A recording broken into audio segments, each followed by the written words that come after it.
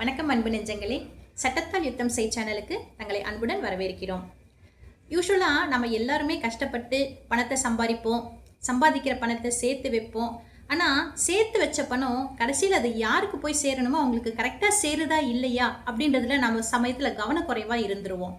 இதுக்காக நம்ம என்ன பண்ணணும் அப்படின்னு கேட்டிங்கன்னா, நாம் சம்பாதிச்ச பொருளை யாருக்கு கரெக்டாக போய் சேரணுமோ அவங்களுக்கு எந்த நேரத்தில் போய் சேரணும் அப்படின்றத நாம் வாழ்நாள்லேயே அதை டிசைட் பண்ணி அதுக்கான ஏற்பாடுகள் பண்ணிட்டோம் அப்படின்னோன்னா நம்ம உழைப்பும் வீண் போகாது. நம்மளுடைய உழைப்பு யார் அனுபவிக்கணும்னு நினைக்கிறோமோ அவங்க கண்டிப்பாக அதை அனுபவிப்பாங்க. இதுக்கு நம்ம என்ன செய்யணும் அப்படின்னு கேட்டிங்கன்னா, சட்டத்தில் என்ன சொல்கிறாங்க அப்படின்னு பார்க்கும்போது, நம்முடைய வாரிசுகள் அவங்களுக்கு ஒரு ப்ராப்பரான சர்டிஃபிகேட் நம்ம உருவாக்கி கொடுக்கணும் அப்படின்னு சொல்கிறாங்க. இதை வாரிசுதாரர் சான்றிதழ் அப்படின்னு சொல்லுவோம். இதை இங்கிலீஷில் என்னன்னு சொல்லுவோம்னா லீகல் ஹையர் சர்டிஃபிகேட் அப்படின்னு சொல்லுவோம். ஃபார் எக்ஸாம்பிள், ஒரு தாத்தா பாட்டி இருக்காங்க.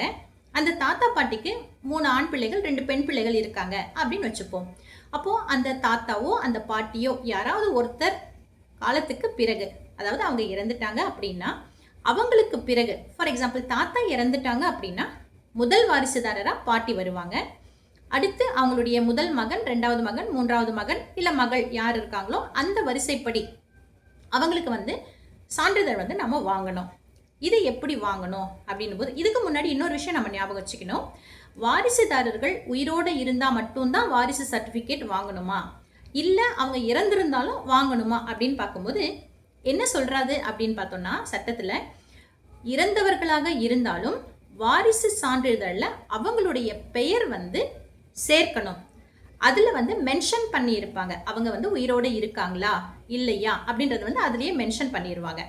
இன்னொரு விஷயமும் நம்ம கண்டிப்பாக இதில் கவனிக்க வேண்டியது, அந்த வாரிசுகள் திருமணம் ஆனவங்களா ஆகாதவங்களா அப்படின்ற விவரத்தையும் நாம் அதில் மென்ஷன் பண்ணணும். ஸோ இது கண்டிஷன். சரி, இதுக்கு அப்புறமா இதை எப்படி நம்ம அப்ளை பண்ணி வாங்குறது அப்படின்னு பார்த்தீங்கன்னா, இப்போ எல்லாமே கம்ப்யூட்டரைஸ்டு அப்படின்றதுனால நீங்கள் என்ன பண்ணலாம், ஒரு இ சேவை மையத்தில் போயிட்டு முதல்ல அதுக்கான விண்ணப்ப படிவத்தை பூர்த்தி செய்யணும். அந்த விண்ணப்ப படிவம் பூர்த்தி செய்ய போகும்போது நீங்கள் என்ன எல்லாம் கொண்டு போகணும் அப்படின்னு பார்த்தீங்கன்னா, கண்டிப்பாக அந்த குடும்பத்தில் யார் இறந்திருக்காரோ அவங்களுடைய இறப்பு சான்றிதழ் நீங்கள் கண்டிப்பாக வச்சுருக்கணும். அதுக்கப்புறம் வாரிசுதாரர்களுடைய ஆதார் அடையாள அட்டையை நீங்கள் கொண்டு போகணும். அது மட்டும் இல்லாமல் அந்த வாரிசுகளில் யாராவது இறந்துருந்தாங்கன்னா அவங்களுடைய இறப்பு சான்றிதழையும் நீங்கள் கொண்டு போயிருக்கணும். ஸோ இது நீங்கள் கொண்டு போனீங்கன்னா அந்த இ சேவை மையத்தில் உங்களுக்கு என்ன பண்ணுவாங்க, உங்களுடைய டீட்டெயில்ஸ் எல்லாத்தையுமே கலெக்ட் பண்ணிக்கிட்டு அவங்க ஃபில் பண்ணிவிட்டு அப்லோட் பண்ணுவாங்க. இது எங்கே போகும்னு கேட்டிங்கன்னா, பிஓனுடைய பார்வைக்கு போகும். ஒரு குறிப்பிட்ட காலத்துக்கு பிறகு ஒரு 15-20 நாள் அல்லது 30 நாளைக்குள்ள கூடுமான வரைக்கும் பிஓ என்ன பண்ணுவாங்கன்னா, நம்ம பகுதியில் ஒரு ஃபார்மலான விசாரணைக்கு வருவாங்க. அதாவது என்ன விசாரணைன்னு கேட்டோம்னா, இந்த பகுதியில் இவங்க இருக்காங்களா, இவங்க உண்மையாகவே இவங்க தான் உங்களுடைய வாரிசுதாரர்களா அப்படின்ற ஒரு ஃபார்மல் என்கொயரியை கண்டக்ட் பண்ணுவாங்க. இந்த என்கொயரி முடிஞ்சதுக்கு பிறகு பார்த்தீங்கன்னா உங்களுக்கு அதே இ சேவை மையத்தில் உங்களுக்கு ஒரு இன்டிமேஷன் வரும், அல்லது உங்கள் மொபைல் ஃபோன் நீங்கள் என்ன நம்பர் கொடுத்துருக்கீங்களோ அந்த நம்பருக்கு ஒரு இன்டிமேஷன் வரும். அப்போது நீங்கள் என்ன பண்ணலாம், வாரிசு சான்றிதழ் போயிட்டு நீங்கள் பிரிண்ட் அவுட் எடுத்துக்கலாம். இந்த மாதிரியாக நீங்கள் வாரிசு சான்றிதழ் வாங்கிட்டு உங்களுடைய வாரிசுகளுக்கு என்ன போய் சேரணும் அப்படின்றத நீங்கள் முடிவு பண்ணிங்கன்னா ரொம்ப பொருத்தமானதாக இருக்கும்.